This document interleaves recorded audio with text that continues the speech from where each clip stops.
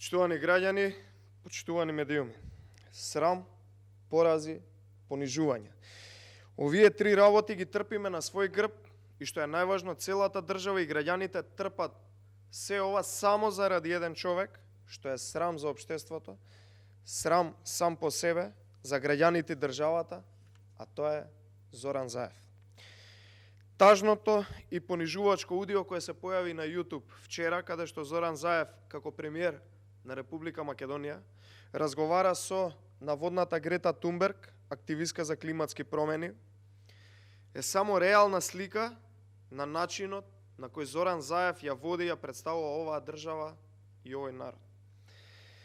Замислете, мислејќи дека разговара со активистката Грета Тунберг и нејзиниот татко, во разговор со замислени соговорници, Заев успеа да ја раскаже целата тажна слика на Република Македонија и неговиот однос кон државата и граѓаните. Заев во само еден така наречен пранк успеа да изнесе навреди кон францускиот претседател господинот Макрон, имено претседател на држава пријател на Република Македонија. Зоран Заев конечно призна дека е загадено Скопје и државата и во рок од 10 секунди, за да ја покаже својата моќ, успеа само низ телефонски разговор да затвори 2 аеродрома во Република Македонија. Она што е најтажно, најкриминалниот и најкорумпиран политичар Зоран Заев, бидејќи нема ниту еден единствен капитален проект, со најголема гордост и како приоритет број 1 и најголемо достигнување, се фали како си го сменил името на својата држава и својот народ. Тажно и жалосно.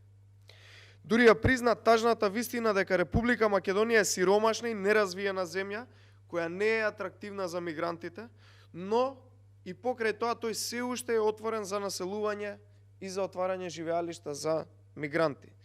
Си говореше за марихуаната, за која му вела дека тој одгледува без око да му трепне.